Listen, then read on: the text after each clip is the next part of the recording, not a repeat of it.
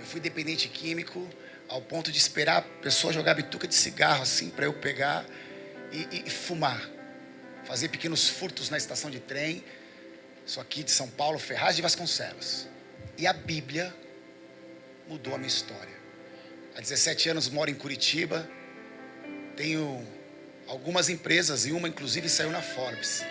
Não pela minha capacidade, mas porque a Bíblia é real. E estudo até hoje, já está indo para 18 anos, me deu alguns títulos, algumas pós-mestrado. Eu tenho, por incrível que pareça, bem legal, um mestrado em bibliologia. E aí quando eu falando com o Juliano, ele falou, a gente vai falar da Bíblia, eu falei assim, então já era, eu vou trazer aqui todo o conceito em aramaico, em hebraico, em grego. Eu vou trazer aqui a época que foram escritos os manuscritos do Mar Morto. Cara, rapaz, eu fiz um mestrado em bibliologia. Eu sou pós-graduado em ciência da religião. E aí, se eu ficar falando aqui, não é isso o caso. Isso aí não tem nada a ver. Eu fiz isso porque a minha intenção era descobrir como esse negócio aqui mudou a minha vida. Por quê? Porque e é verdade, a Bíblia mudou a minha vida. Porém, os discursos que eu ouvia não condizia com o que estava escrito. Ou até mesmo condizia, mas não funcionava. Por quê? Preste atenção. O profeta Amós diz o seguinte: o meu povo é destruído porque lhe falta conhecimento. Conhecimento é uma palavra em hebraico que quer dizer adat. Adat quer dizer habilidade. Então o meu povo é destruído não é por conhecimento, é pela falta da prática da informação. Ou seja, a habilidade. Então não adianta eu trazer um monte de informações aqui que vai só inflar o seu ego e a sua alma, mas que você não vai conseguir colocar em prática amanhã. Então se você tem desejo e anseio de entender, ser profundo, faça um curso. Aqui a gente tem pouco tempo. Alguém já viu um coice de porco? É aquele curto e poderoso. Tem a perninha pequena, o porco leva, pá, pronto.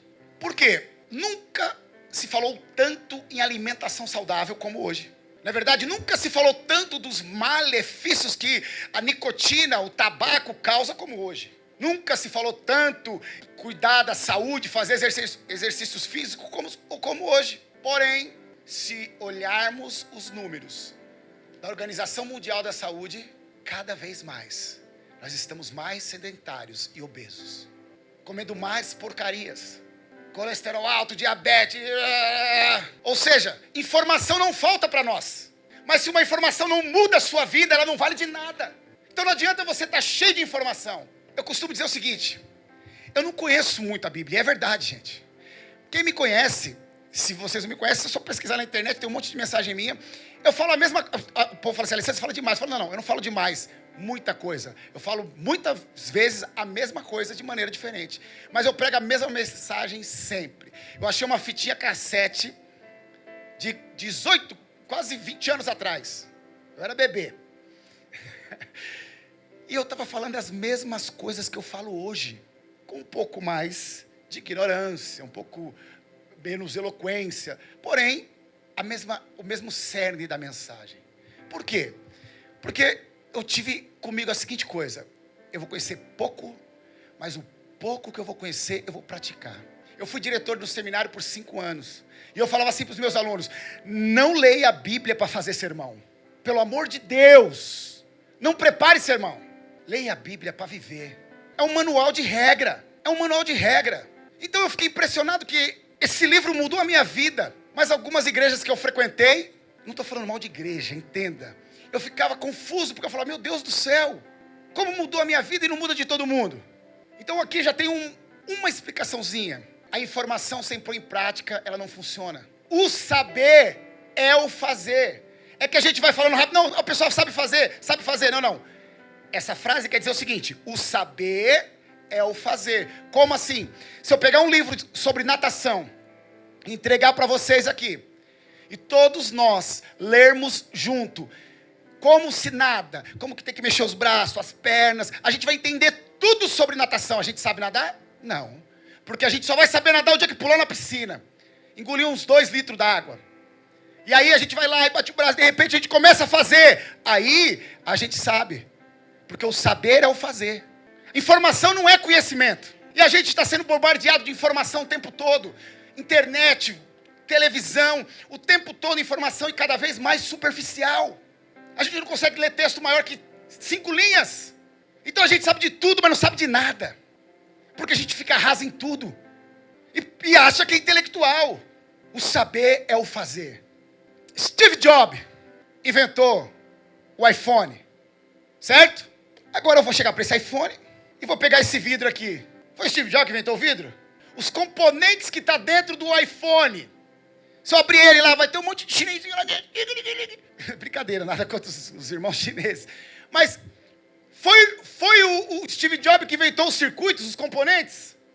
No princípio criou Deus, os céus e a terra. Ela parte do princípio que você acredita em Deus. É uma situação sine qua non. Steve Jobs inventou o iPhone. Foi ele que fez tudo, circuito, programação, plástico, foi ele que fez isso? Não! Então Deus criou tudo, tá bom, agora a ciência vai pesquisar. E aí a ciência está pesquisando, está estudando. A ciência fala que é o seguinte, tudo veio de uma explosão. E aí agora, os Bíblia vai falar, meu Deus, mas é mentira, porque a minha Bíblia diz que foi Deus que falou, haja luz e houve luz. Vamos lá, a Bíblia não é um livro científico. Vamos entender então que esse menino está falando aqui da explosão. A Bíblia diz que a voz do Senhor é como um som de muitas águas. A Bíblia diz que a voz do Senhor é como o som de um trovão. O rapaz, quando estava escrevendo a Bíblia aqui, não tinha uma ideia de um barulho muito grande. Eu estou falando muito grande mesmo para entender que é forte. E o que ele lembrou? Poxa, uma vez eu passei perto de uma cachoeira. Já foram nas cataratas? Já viram cachoeira, o barulho que faz? Barulhão. Um dia ele estava assim, um trovão. Ele falou, meu Deus do céu. Rapaz, a voz de Deus é um barulho desse aí. A voz de Deus é um trovão. A voz de Deus é um barulhão. Se fosse hoje, século 21, ele ia falar assim, a voz de Deus é uma explosão. A voz de Deus é um Big Bang. Ele disse assim, haja luz. Explodiu. E houve luz.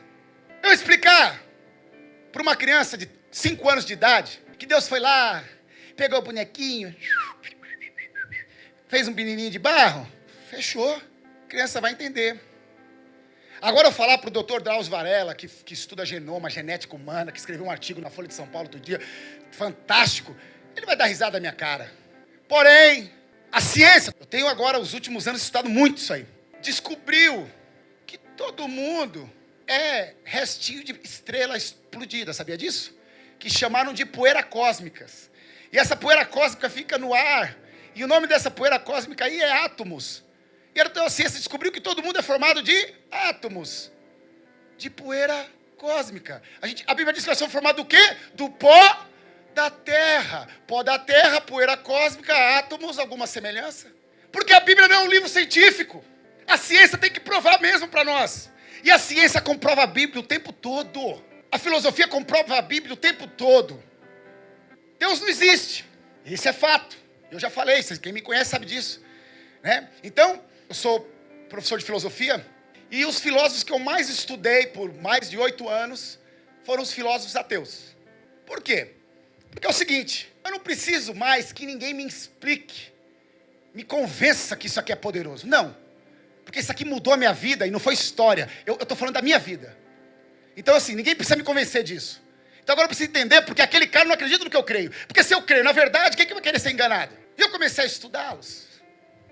E 99% dos ateus, estou dizendo filósofos ateus, Schopenhauer, Nietzsche, Jean-Paul Sartre, Marx, e vou a lista fora. Dos conhecidos eu estudei todos, e dos que não, a gente pouco conhecido, uma boa parte.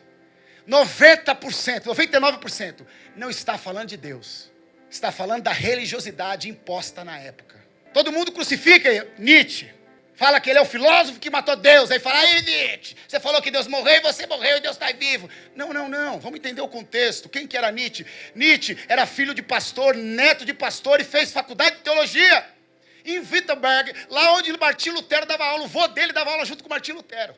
A família de Nietzsche era raiz da fé luterana.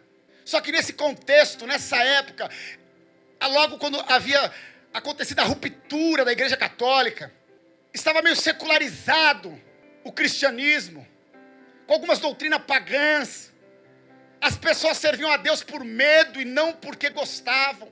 As pessoas temiam e não adoravam. E aí Nietzsche assim, Deus está morto. E fomos nós que o matamos.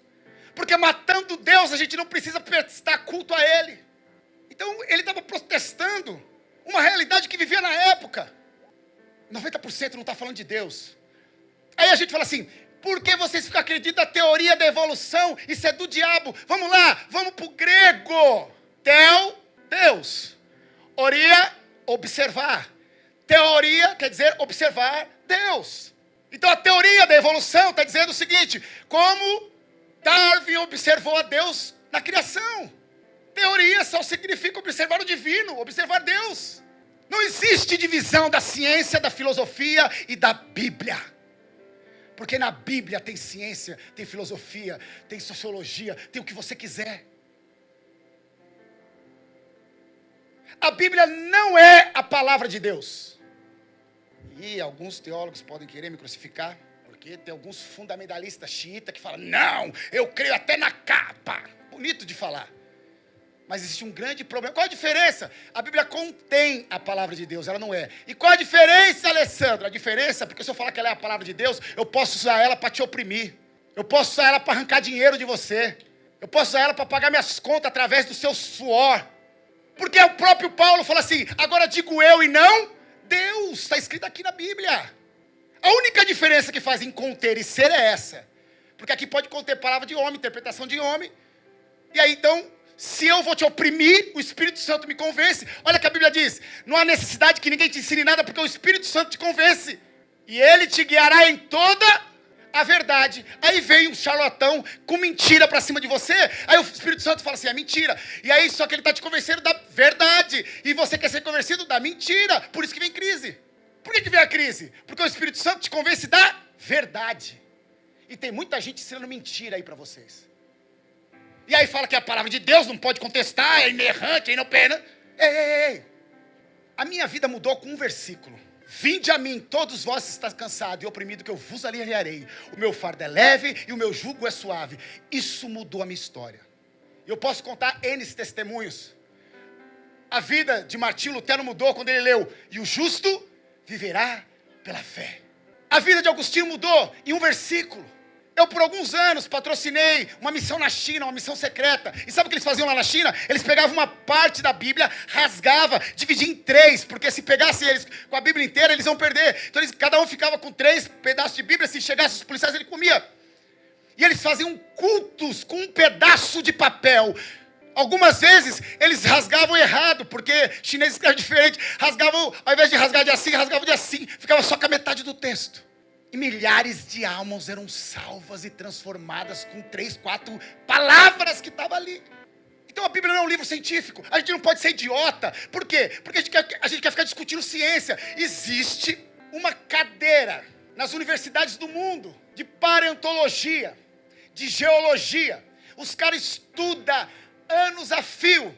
Existe dinossauro, museu com osso, dinossauro. Mano, tem osso dos bichos. Aí a gente paga de crente. Não, a terra tem 10 mil anos. Eu creio na Bíblia. Não existe fundamento bíblico para isso. Foi um padre, um bispo, que veio com essa ideia, que ele somou lá de Adão, de Papa, fez a soma lá, para 5 mil. Eu ia trazer tudo isso, esses cálculos. Eu falei, mas não adianta eu trazer essa informação. Vou falar o que vai mudar a nossa história.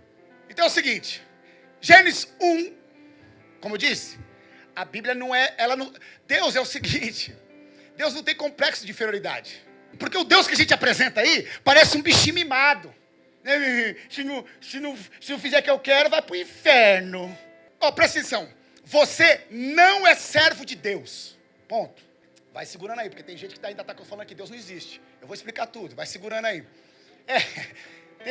Tem uma pessoa que pensa assim, meu Deus, ele já falou que Deus não existe, agora eu estou falando que eu não sou certo, o que mais que ele vai falar? Que Deus não tem nome. Pronto. Deixa eu fazer aqui, se você não vai prestar mais atenção em nada. Por que Deus não existe? Porque é o seguinte, tudo que existe foi criado. Esse celular aqui existe por quê? Porque ele foi criado. Se Deus existir, ele tem que ter sido criado. E se ele foi criado, ele não é Deus, Deus é quem criou ele. E agora, Alessandro? Agora Deus é. A Bíblia diz que ele é de eternidade, eu sou Deus. A Bíblia diz que ele é o alfa e o ômega, o princípio e o fim. A Bíblia diz que ele é o pai da eternidade. Ele é.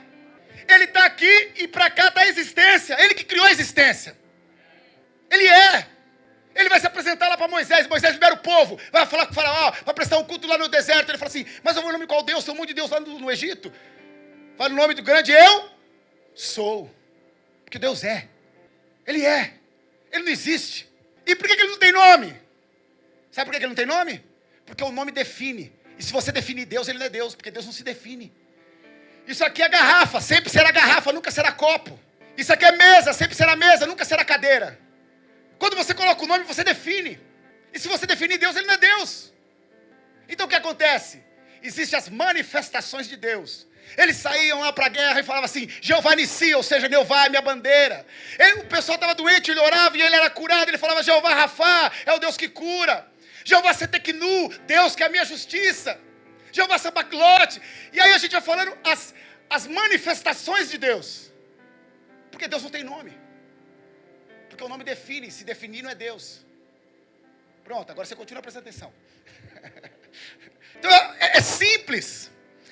Vamos lá, Gênesis 1, diz assim, ó. No princípio criou Deus os céus e a terra. Ponto. Gênesis 2, tornou-se a terra sem forma e vazia. Deus não criou a terra sem forma e vazia.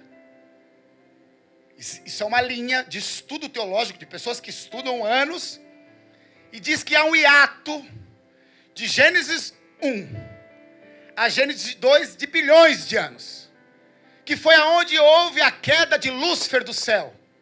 E a Bíblia diz que Lúcifer caiu como estrela cadente.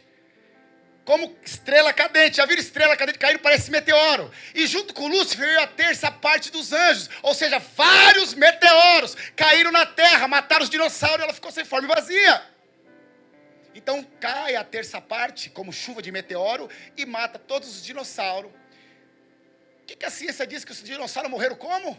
Com chuva de meteoro, que destruiu toda a terra.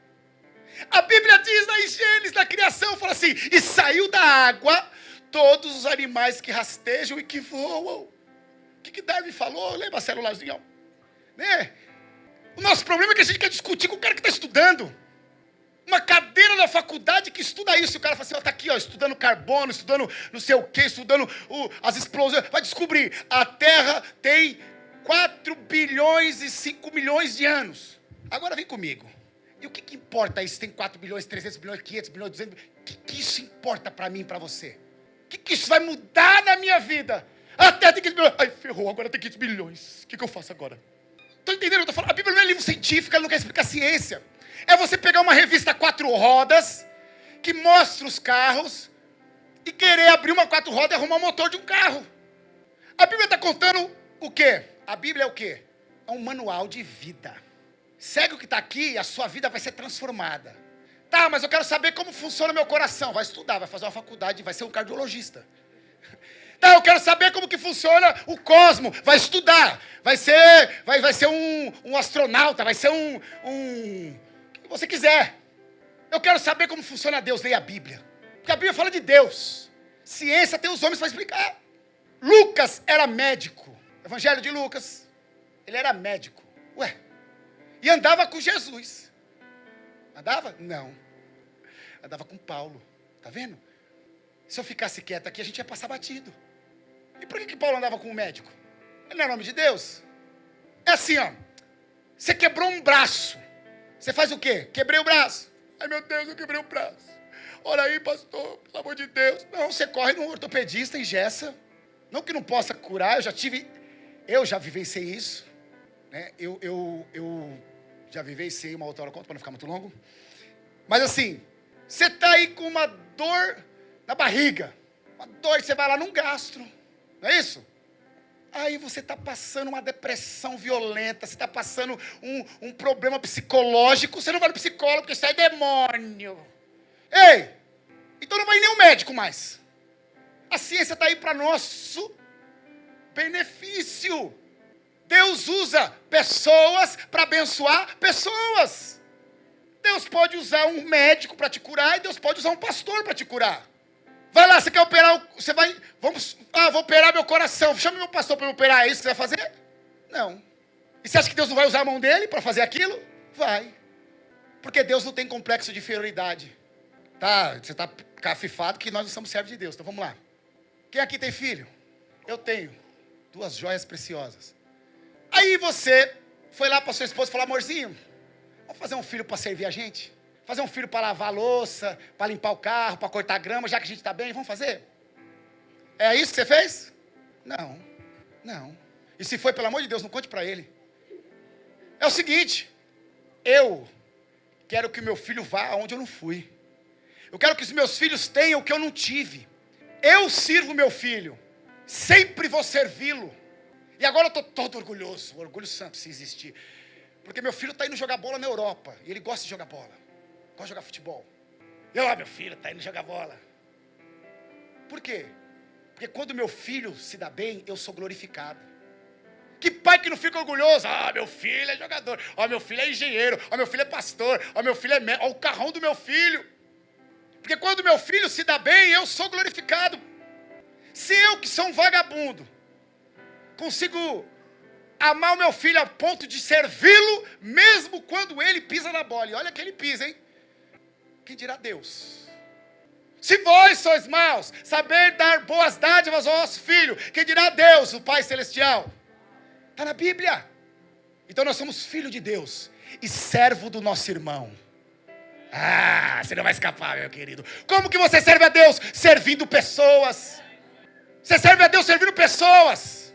Porque é muito fácil falar: não, eu vou servir a Deus. Deus, eu te amo, é meu respirar, você é meu tudo. É muito fácil. Porque aí fica abstrato. Agora sabe como que você ama Ele? Aquela sua sogra abençoada. Oh, Jesus. Aquele seu vizinho que parece que tem um pacto com coisa ruim. Servindo pessoas. Ah, Alessandro, vamos para a Bíblia.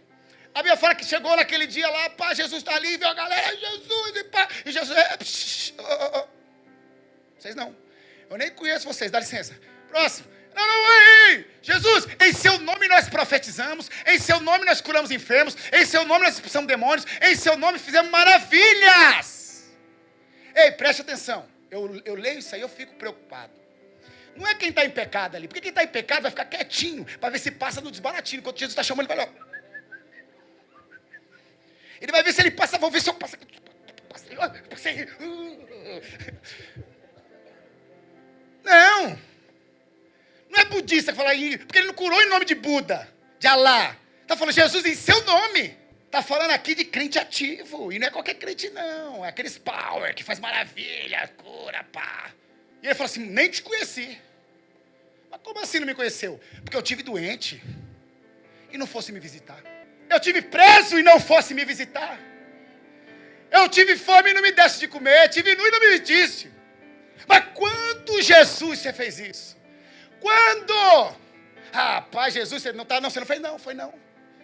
Se Jesus tivesse nascido hoje, no século 21, a igreja não deixava ele morrer. Deixava não. Você está doido? Matar o filho da irmã Maria? Rapaz, irmão José, dizimista fiel, empresário da igreja, irmã Maria do ciclo de oração, mata o menino não, o menino é homem de Deus, segura Jesus, ninguém mata não.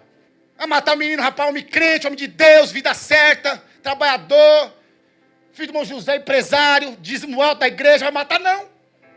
Se Jesus está aqui, não mata. Aí chega o outro lá, meio assim, desbaratinado, meio cheio de disfarçando, vendo se vai passar, se aí Jesus, olha, sabe, aí pegou. Ai, meu Deus do céu, já vou confessando: Jesus, eu sei, fui eu errei, pecado. Não, pode vir, vem, entra, bendito, pro gosto do meu Pai. Por que, Jesus? Porque eu tive fome e me deste de comer, tive sede e me deste de beber, tive preso e fosse me visitar, eu tive nu e me cobriste. Quando, Jesus? Quando fizeste para eles, para um dos meus pequenininhos, fizeste para mim. A gente serve a Deus servindo pessoas. Porque Deus usa pessoas para abençoar pessoas. Olha lá, eu quero alguém para me ajudar aqui rapidinho. Eu vou explicar um texto para vocês que vai. Alguém, por favor, um voluntário, rapidinho. Tem um texto que diz o seguinte: sem fé é impossível agradar a Deus. Fica aí, você vai ser Deus hoje. Sem fé é impossível agradar a Deus. Vem só um pouquinho para cá aqui. Sem fé é impossível agradar a Deus. É necessário que aquele que se aproxima de Deus tenha fé para saber que Deus é galardoador, abençoador daqueles que o buscam, certo? Então é o seguinte, como que eu entendi esse texto? Eu tenho que ter fé para chegar perto de Deus. Então eu vou lá, a minha fé, vai Deus, tô chegando. Ih, falei, voltei.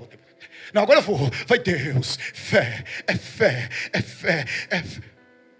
Mas é o seguinte, se Deus é onipresente, qual a vantagem de eu estar perto de quem está perto de todo mundo? Onipresença quer dizer que Ele está em todos os lugares. Então Deus está perto do rato, lá no esgoto. Deus está perto de um cachorro fazendo cocô.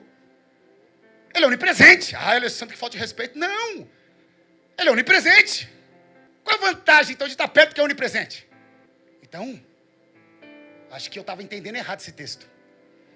Porque a Bíblia diz o seguinte, aquele que se aproxima de Deus, é que a nossa fé é uma fé de tempo e espaço, é uma fé geométrica. Só que ele está dizendo o seguinte, aquele que se aproxima de Deus, em semelhança de atitude e natureza. Obrigado. Conseguiram entender? Eu sou próximo de Deus, ou seja, eu pareço com Deus porque eu faço o que Deus faz. Por que os cristãos foram chamados de cristãos? Porque eles pareciam com Cristo. Em Antioquia foram chamados de cristãos, porque eles faziam o que Cristo fazia, eles se aproximavam de Cristo. Aquele que se aproxima de Deus tem que ter fé, ou seja, aquele que faz o que Deus faz. E o que Deus faz? Deus ama, eu preciso de fé para amar. Eu preciso de fé para perdoar. Então, aquele que se aproxima de Deus é em semelhança de natureza e atitude. Então eu tenho que ter fé, porque só tendo fé eu vou conseguir ir lá num morador de rua, abraçar e chorar com ele, é só com fé. Aquele que se aproxima de Deus, ou seja, aquele que parece com Deus, aquele que faz o que Deus faz, ele tem que ter fé para abençoar como Deus abençoa. Eu preciso de fé para quê? Para morrer e não para matar. Para matar ninguém precisa de fé. Para matar é só ter um revólver, só estar com raiva, só ter um pedaço de pau na hora da raiva, você mata. Agora, para não matar, eu preciso de fé. Porque eu tenho que amar, eu tenho que perdoar, eu tenho que abrir mão. Você não precisa de fé para ganhar um carro. Oh, irmão, o que é fé? Fé é o firme fundamento das coisas que não se veem. Irmão, eu quero um carro daquele. Isso é fé? Não, isso é inveja, isso é ganância, isso é... Fé é o que não vê, é desejo. E não tem problema nenhum você ser ambicioso, tá? Se for uma ambição santa e tal, sei lá, não sei se existe isso. Só para passar um pano, senão já fica magoadinho. Mas vamos lá, é o seguinte, se fé é a certeza daquilo que eu não vejo, a falta de fé é o fundamentar aonde eu vejo. Então, eu crio o quê? Uma expectativa, uma esperança. E a Bíblia diz que a esperança adiada adoece a alma. Por isso que a gente fica tudo doente, porque a gente está achando que é fé, o que a gente tem na verdade é desejo grande, é zóio gordo, é ganância, é menos fé. Por quê? Porque parece que é o seguinte, parece que o único que não é convertido nos nossos cultos é Deus. Porque todo mundo sabe o que a gente precisa. O meu vizinho sabe, meu pastor sabe, meu amigo sabe, todo mundo sabe. Só que ninguém pode fazer nada. E quem pode, parece que não sabe, que não quer ouvir. Aí o que eu tenho que fazer? Aí parece que eu tenho que vir para cá fazer alguma coisa. Vou fazer um jejum. Jejua. Aí eu não, acho que eu vou fazer um louvorzinho melado. Quero te conhecer. O que eu tenho que fazer? Parece que para Deus fala assim, ó, agora eu abençoo. E qual que é o problema? É simples. Vamos supor que eu vou dar um micro-ondas para todo mundo. Alessandro inventou um micro-ondas. Inventei, não existia, inventei. Eu distribuo micro-ondas para todo mundo e falo assim, tá aqui o manual para vocês usar o micro-ondas. Beleza? Beleza. Daqui a pouco começa a vir aqui. Aí vem aqui uma irmã, fala, ô pastor, que pastor que você trouxe aqui? Não é de Deus não. Ele está pesando a mão em mim. Ele está me castigando. Por quê? Porque eu fui pegar aquela bicha que ele me deu lá, aquele micro-ondas, pus uma panela de pressão lá, explodiu tudo, pastor. Ele está pesando a mão em mim. Ei, mas como assim? Não, eu fui pôr uma panela de pressão e explodiu. Mas você leu o manual? O manual está dizendo que não pode pôr panela metal dentro do micro-ondas que ele explode. Aí eu não li. Ah, Deus ele castiga, Deus ele pesa a mão, Deus é mau. O Deus que apresenta aí parece um diabo. Davi estava tudo errado. O cara deu uma opção, ele falou assim, eu quero cair na mão de Deus. Imagina, hoje já chegou um carnezinho de oxigênio na sua casa. Ó, esse mês você respirou. Eu estava sentado e tive uma semana abençoada. Conversei com alguns casais jovens. E eles estavam vivendo uma situação que eu falei assim, meu Deus do céu. O primeiro eu falei assim, meu Deus do céu, eu não consigo ajudar. Eu não tinha como ajudar, eu estava já angustiado. Que eu não sabia como ajudar, não dormi, verdade. Eu não dormi pensando, falei, meu Deus do céu, como que eu vou ajudar? Por quê? Porque eu cheio dos meus conhecimentos, e técnica, e pá, e curso de coach, e pum, faz assim que faz assado, e pá. E aí, vem um outro pior ainda. Falei, meu Deus do céu, cara. E aí eu fiquei, meu Deus, o que eu vou fazer? Eu não sei fazer. Eu não sei como, não tem como ajudar. Não tinha. Eu todo nas minhas intelectualidades, pá. E eu falei, agora? Aí me veio uma impressão no meu coração, acho que você sabe. O que mudou a sua vida? E aí eu já bati, a menina, pá, bati na mesa, para de chorar! Para de chorar! É o seguinte, você quer mudar a sua vida? Quero. Então vira crente. Vira crente. Lê a Bíblia, ora, jejua, vai pro monte, pá, apavorei, falei, vira crente. E é o seguinte, agora Deus vai falar com a gente. Pá, vou ler uma palavra aqui e vou fazer uma oração. Li, orei, falei, já era, agora está contigo. E sabe o que aconteceu? No outro dia, 10 horas da manhã, o telefone. Pastor, parece milagre. Falei, parece não, é! A Bíblia funciona. Então a gente fica algumas vezes tentando provar, brigando com coisa que não vai mudar em nada. A Terra tem 500 mil anos, ter nascido dinossauro, ter nascido, se Adão teve um bico. Cara, por quê? Porque isso aqui é um manual para a nossa vida, para a gente viver aqui, para a gente viver agora. Ah, mas eu queria, eu não consigo entender como que Deus fez tudo. Ó, vamos lá. Então tudo explodiu, certo? Tudo veio de uma explosão. Beleza? Beleza. Esse celular aqui surgiu explodindo. Todo mundo concorda comigo? Se você não concorda que um celular desse não surgiu explodindo, quem dirá nós? Complexo, nasce osso dentro da gente, nasce gente dentro da gente. Imagina, nosso cérebro faz bilhões, tem 15 milhões, bilhões de neurônios fazendo sinapse ao mesmo tempo, o intestino peristaltando. Cara, a complexidade que o ser humano surgiu do nada. O mundo. E agora, fresco, a última descoberta da ciência. Você pode pôr na internet que esse negócio de ciência tem tudo lá, todo mundo querendo mostrar. Só que agora o cientista é tudo assim, ó. Ai, meu Deus, a casa caiu. Por quê? Anos e anos de estudo. Anos e anos, eles foram estudando, aí descobriram que a menor partícula é o átomo. Lembra da formiga atômica? É o átomozinho. Aí depois viram que não era mais o átomo, era o núcleo do átomo. Depois não era o núcleo do átomo, era prótons, elétrons, nêutrons, é o bório. E foi indo. E agora, eles conseguiram eliminar todas as partículas, porque a ideia do evolucionismo é que tinha uma única partícula. Só que agora, pode pôr na internet, agora eles descobriram que eles eliminaram todas as partículas. E descobriram que, mesmo sem nada, existe o nada. Ou seja, existe uma energia, uma onda, uma energia, que eles não sabem fazer, porque não é nada. Aí, meu Deus do céu, a Bíblia diz que meu Deus criou tudo da onde? Do nada. A Bíblia diz que Ele criou tudo do nada. Agora os cientistas vão fazer o quê? Mais de 2000 anos de estudo. Eles estão estudando desde quem inventou a ciência foi Aristóteles, 435 a.C. até hoje, descobriram que existe o nada. Que eles eliminaram todas as partículas e ainda existe ondas. Agora se segura, a gente vai voar para eu terminar. Evangelho de João, capítulo de número 1, versículo de número 1. Diz assim: no princípio era o verbo, e o verbo era Deus. E o verbo estava com Deus. E o verbo se fez carne. E habitou em nosso meio. A palavra verbo, no original, no grego, é logos. Logos, nós traduzimos por palavra. Porém, palavra só surgiu 3.000 anos antes de Cristo. Logos, a origem da palavra logos, significa pensamento. Eu penso, manifesto o que eu penso falando. E translitero escrevendo. Mas tudo surge aonde? No pensamento. Então João está falando assim: no princípio era um pensamento. E o pensamento pensou. E o pensamento era Deus, e o pensamento se fez carne. E o que é pensamento? Pensamento são encontros de neurônios que eles fazem sinapse, que são circuitos elétricos. Ou seja, é energia. Você mede o pensamento com um negocinho que mede energia. Energia. Pensamento é energia. Pensamento é energia. Eles acabaram com tudo e descobriram que tudo veio de uma energiazinha. Pesquise na internet. É um velhinho de um desenho que é bem fácil de entender, porque vai ter vários vídeos, mas aí você vai procurar um que é um desenho, um velhinho que está com a capinha, ele vai estar falando da experiência de a fenda dupla. O que é a experiência da fenda dupla? Pesquisa na internet, 5 minutinhos o vídeo, eles pegaram e mandava bolinha na fenda, e aí ela passava numa fenda assim. Quando não tinha ninguém observando, ela abria várias fendas, ela virava energia. É um resumão para você pesquisar na internet. Aí colocaram uma câmera assim, ó.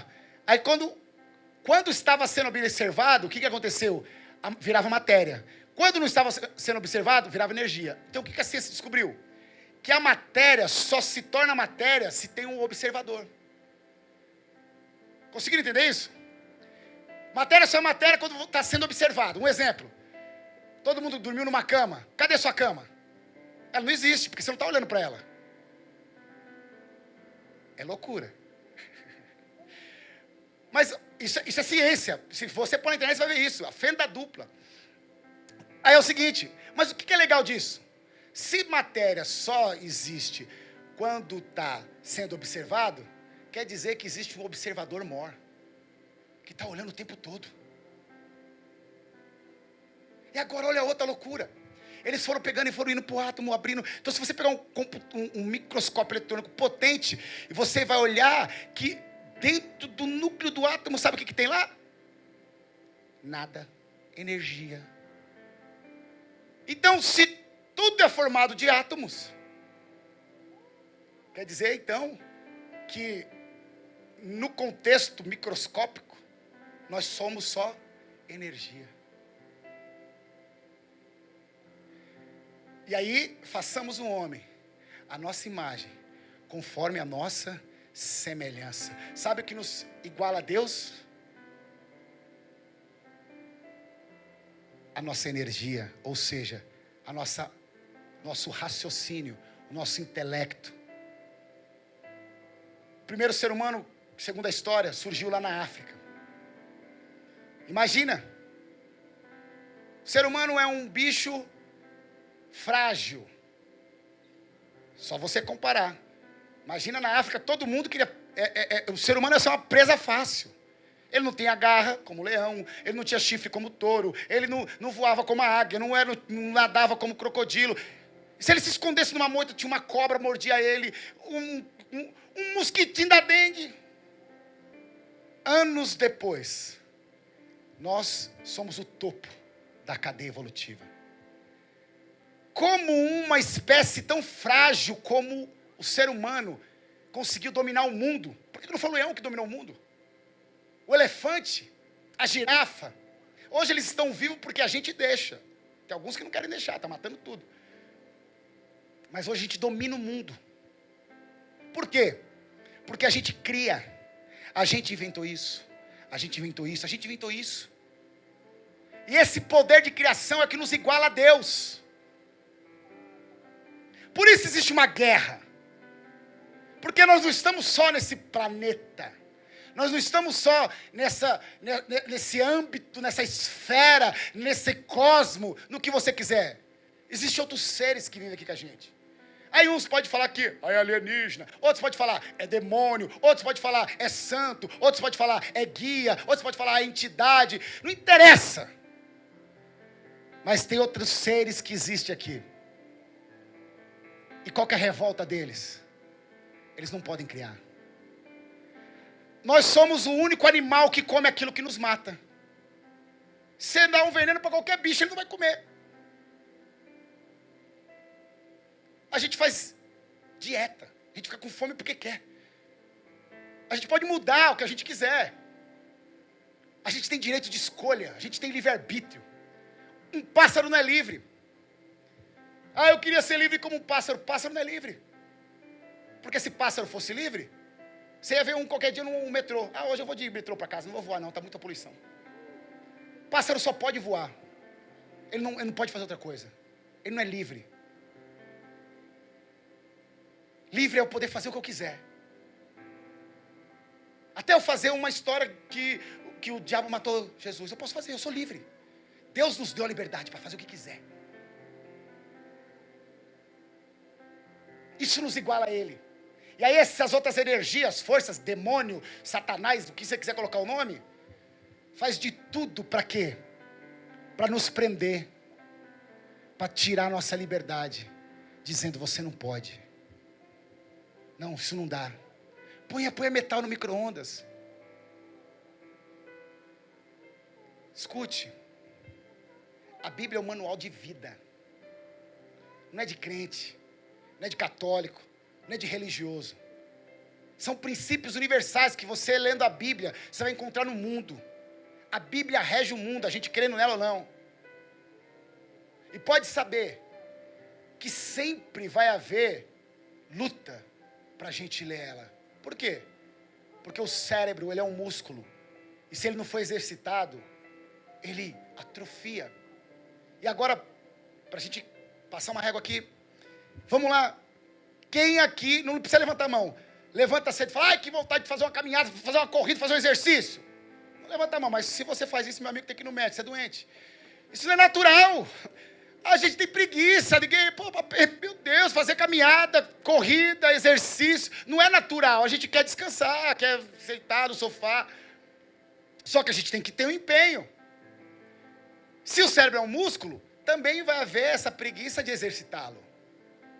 Só que o saber é o fazer. Então não adianta a gente receber um monte de informação aqui, que não vai mudar nada, que, não, tem 5 mil, tem 2 mil, tem 1.000, tem... E aí, a gente não faz o básico. E para a gente finalizar, eu quero fazer o básico aqui. Olha que loucura. A Bíblia conta uma história, que Jesus estava numa casa. E chegou uma mulher com um nardo, com um perfume muito caro. Essa mulher chegou, ajoelhou nos pés de Jesus, quebrou o vaso, e jogou perfume nos pés dele. E a Bíblia conta para nós que um homem chamado Judas, discípulo de Jesus, olhou e falou assim, essa mulher está doida, porque você não pegou esse nardo, e a gente vendeu por 300 denários, e ajudava os pobres. E aí Jesus diz, ei, Simão, Pedro não, Judas, ei, Judas, os pobres sempre tereis aí, mas ela está valorizando a palavra, ela está voltando, ei, pega isso aqui, está vindo um zap do céu agora, ela está voltando para a palavra, porque é o seguinte, ajudar os pobres era a ação natural da igreja. A igreja fazia isso, a igreja ajudava os pobres, era o mover natural da igreja, ajudar os pobres, levar marmita e não sei o quê, isso era obrigação, era ação natural da igreja, era o que a igreja fazia. Então aquele pastor estava valorizando mais a ação natural da igreja, mais o prédio, mais as coisas naturais do que a palavra.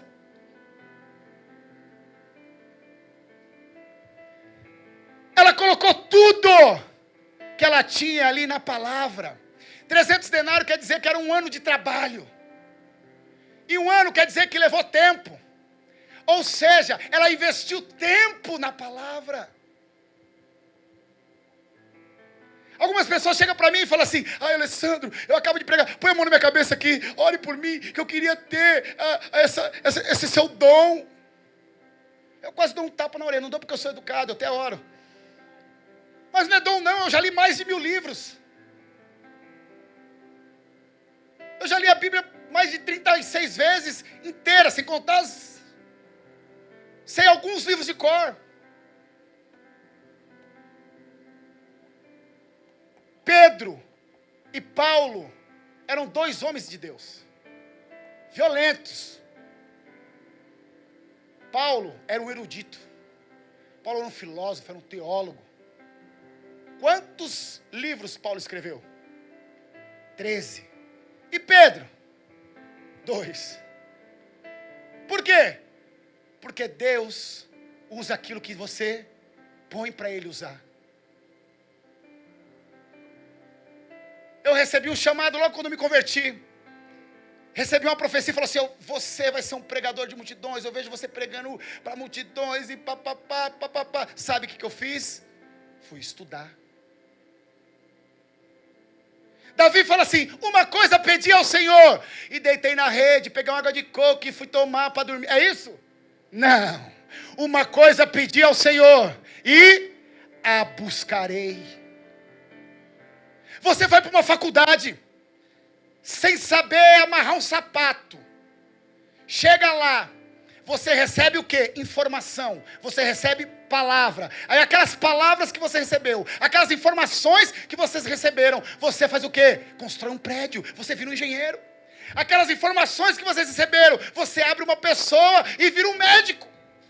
As informações que vocês receberam, você constrói um carro. Escute. Aqui está a informação para você ter uma vida perfeita, uma vida de paz, uma vida de alegria, uma vida de gozo, uma vida feliz. Está aqui, ó! É o manual da vida. Deus deixou um manual. Por isso que a gente não consegue entender santidade. Por quê? Porque a gente está lendo Bíblia para pregar para os outros. A gente está lendo Bíblia para fazer discurso. Mensagem bonita, cheia de frase de efeito. É o seguinte. O escritor aos Hebreus, ele diz assim: segui a paz com todos e a santificação, sem a qual ninguém verá Deus. Ele não diz sem a qual você não verá Deus. Ele diz ninguém, porque o texto ele começa falando assim, ei, vocês estão cercados por uma nuvem de testemunha, não se embarace com o pecado, siga olhando para o autor e consumador da vossa fé, que é Jesus Cristo, e parará. Então ele vem falando de terceiro, porque o único caminho para eu ver a Cristo, e eu já preguei isso, falei, irmãos, você tem que ser santo, é o único caminho para ver Deus. Ele disse, sem santidade ninguém vai ver Ele. Só que eu estava enganado. Porque o caminho para ver Deus é um Cristo. Ele diz, eu sou o caminho, a verdade e a vida. Ninguém vê ao Pai, a não ser por mim. A Bíblia diz, pela graça sois salvos. Isso não vem de vós, é dom de Deus. Não pelas obras, para que ninguém se glorie. Se pelo pecado de um a morte reinou, muito mais os que receberem a abundância da graça e a dádiva da justiça reinarão em vida através de Cristo Jesus. Então a minha santidade não traz benefício nenhum para mim. Por quê? Porque o benefício eu recebi na cruz do Calvário, quando Ele morreu. Eu não preciso mais que ninguém me ame, porque todo amor eu já recebi dEle. E agora? Agora eu tenho que amar, porque como eu recebi dEle, agora eu vou mostrar para você, porque eu só me santifico quando eu vejo Deus. Que santidade eu vou ter sem ter visto Deus? A santidade dos meus esforços. Eu só posso me santificar quando eu ver Ele. E aonde eu vou ver Ele? Na vida do meu irmão. Por isso que ele diz, segui a paz com todos e a santificação, sem a qual ninguém verá Deus. Santidade não é para eu ver Deus, santidade é para Deus ser visto em mim. É para Deus ser visto em mim. Porque se Deus é energia, se Deus é matéria, e a energia dele está em mim. Se Deus é espírito, a Bíblia diz que Deus é espírito. Então como que Deus vai ser visto? Agora, vocês vão entender o que é a Bíblia. Vamos supor que você vai trabalhar numa empresa. Você vai chegar numa empresa, você nunca esteve lá. Eles vão te dar um manual de como funciona. Tem um manualzinho, pra você saber como que funciona. Mas passou um tempo que você começou a conviver, você criou um relacionamento. E aí não precisa mais de manual. Ou você que é casado há muito tempo, tem lá na geladeira um manualzinho de que tem que fazer ou não. Quem é casado há muito tempo, só de pensar o outro já sabe. Só de olhar. Porque você tem intimidade. Você tem um relacionamento. E Deus, Ele não quer ser reconhecido pelo seu poder. Ele quer ser conhecido pela comunhão, pela relação. Se eu mostrar a foto aqui do Donald Trump, todo mundo fala assim, eu conheço. Mentira. Você reconhece. Você só conhece uma pessoa quando você tiver um relacionamento com ela. Quando você viver com ela. E aí não precisa mais de manual. Então Deus mandou a Bíblia por quê? Porque o povo estava afastado dele. Então não tinha relacionamento, então ele tinha que mandar para... Ó, mano, funciona assim, ó. Você tá morrendo por causa disso, isso aqui, isso aqui tá acontecendo, isso aqui, pá, e tal. E aí até parece que Deus não deu uns carrascos no Antigo Testamento, mas não é. Porque Deus se revela da maneira que a pessoa vai entender. Pensa, era um bando de escravo, vindo, acostumado com o Senhor, apavorando, mandando. Vai vir um Deusinho, meu lindinho, lindo. Você acha que o povo ia querer esse Deus? Deus, ele é contextual. Gente, eu estou te falando, Deus ele é moderno, para frente. Então ele se revela como? Alessandro, você já está demais. Então vamos para a Bíblia. Uma vez a Bíblia diz que Deus vai chamar um homem chamado Samuel. E aí ele está dormindo na casa de Eli. E aí fala assim, Samuel. E aí ele levanta e fala, Eli, pois não, Eli, o que está acontecendo? Não te chamei não. Ele volta a deitar. Samuel, isso aconteceu 3 vezes. Aí quando ele volta, Eli fala assim, escute. Quando você ouvir essa voz de novo, fala assim, fala a Deus que teu servo escuta. O que isso está nos ensinando? Que Deus fala com o que é comum para nós. Samuel conhecia a voz de Eli. Deus não chegou para ele e falou assim, Samuel. Ele chegou e falou, opa, esse aqui é Deus, porque Eli eu conheço. Não, ele falou com o que ele já conhecia, com o que era natural. Alguma vez ele está esperando Deus vir aí rodando, voando, numa nuvem. Né? E não, ele está gritando, você não está ouvindo. Porque ele fala o que é comum, o que é natural. Então naquela época, quando Deus se revela no Antigo Testamento, ele se revela por quê? Porque era um povo escravo. Uma mentalidade escrava. Então ele vem meio pá, meio pum, mas aí o tempo vai passando. As coisas vão mudando, as coisas vão evoluindo. Ele vai se revelando. Ele vai aparecendo a um ponto de depois ele chegar aqui e pum. Veio em carne. Por quê? Ele deu aqui o manual. Não tínhamos um relacionamento. Funciona assim. Não resolveu. Resolveu, rapaz, o negócio não tem jeito. Aí vem Abraão, vai lá, pisa na bola, depois vai Moisés. Vou acabar com tudo, acaba com tudo, mano, dilúvio, vai na arca, vai lá Noé, chapa, tomar vinho, fica pelado. Mas, meu Deus do céu, todo mundo tá, ninguém vem Sansão. Cara, todo mundo era mancado. Falou, quer saber de uma coisa? Vou acabar com esse negócio aí. Isso aqui é segredo que eu estou dando para você. É a história que aconteceu lá no céu. Vou acabar com esse negócio aí. Porém, Jesus falou, não, espera aí. Acaba não. Eu vou lá ver qual que é. Eu vou lá ver como que funciona lá embaixo. Porque aí a gente pode acabar. Porque só sabe quem é que é dor de dente, quem teve dor de dente. Então eu vou lá ver. E aí ele desce aqui, irmão. E ele começa a viver. E aí o que aconteceu? Você já sabe a história.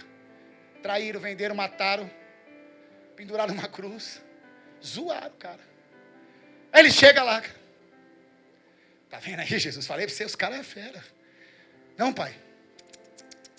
Pai, agora eu entendi. O negócio ali é complicado. Ser crente ali é difícil. Ser crente ali em Guarulhos, ali em São Paulo, meu Deus do céu, o bicho pega. É complicado, pai. E eu falei que é o seguinte. Que a gente não vai deixar eles só nisso aí não, porque eles não entraram sozinhos nessa, a gente que criou eles. O que você falou, meu filho? Eu falei que é o seguinte, você vai lá, Espírito Santo. Você vai descer lá. E vai guiar ele em toda a verdade. A gente já mandou o manual, que é a Bíblia Sagrada. E agora vou mandar um auxiliador, um ajudador. Quem? O próprio autor. Ele vai guiá-los ali. Ele vai levar eles na verdade. Ele vai conduzi-los. Aonde isso, Alessandro? Na Bíblia. Ei, não se turbe o vosso coração. Credes em Deus e também em mim. Na casa de meu pai há muitas moradas, porque se não fosse assim, não vos teria dito, eu vou e vos vou preparar lugar. Para quando ele vier. Olha que loucura. E ele diz assim, mas não os deixarei órfãos. Enviarei para vocês o Consolador. O Espírito da verdade, que o mundo não pode receber. Mas ele estará em vós e habitará em vós para sempre. Por quê? Se coloque de pé, queridos. Por que isso? Porque é o seguinte, aqui, ninguém que está aqui pediu para nascer. Você não é um projeto seu. Você não é um erro. Ah, estourou a camisinha, por isso que eu estou aqui. Não. Você é um projeto divino. Você é um projeto do céu. Deus te projetou e deixou um manual aqui e ainda te mandou um consolador, que é o Espírito Santo. Para te guiar, para te conduzir, para te ajudar, para te auxiliar. Ele que começou o projeto, a Bíblia diz que ele começou, ele é fiel para terminar.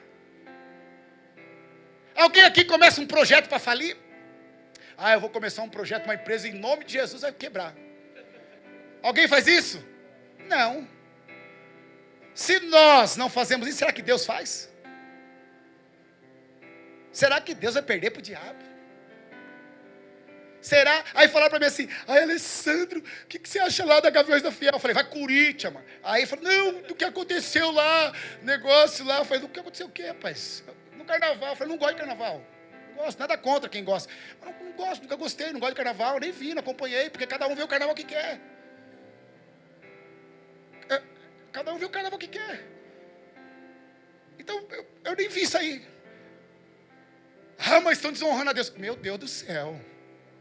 Se você chegar numa escola de prézinho, criancinha de 3 aninhos, chega para você e vai dizer, seu bobo, feio, você vai fazer o quê? Você vai rir. Meu Deus. Se eu tiver um Deus que eu preciso defender ele, eu não quero. Eu não quero. Não quero. Eu não quero um Deus que eu preciso defendê-lo. Porque meu Deus não tem problema de autoestima. Ele não tem problema de complexo de inferioridade. Se fizer aquilo, é porque nós estamos mostrando um Deus fraco. Porque quem mostra Deus aqui na terra é a igreja. Sou eu. Por isso que eu me santifico.